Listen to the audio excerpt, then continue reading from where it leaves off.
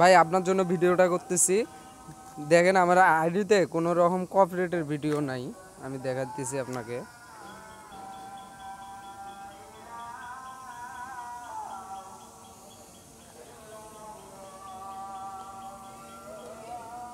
দেখছেন এর সবে কোনো কপিরাইট নাই, আমি সব চেক করেছি ভালো করে। এখানে একটা শুধু ঝামেলা আছে, এই যে দেখেন এখানে একটা ইস্যু ধরে রাখছে।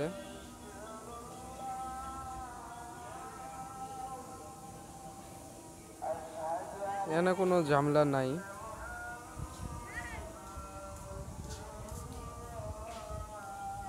এই যে দেখেন কন্টেন্ট পলিসি ইস্যু, এটাই ধরে রাখছে।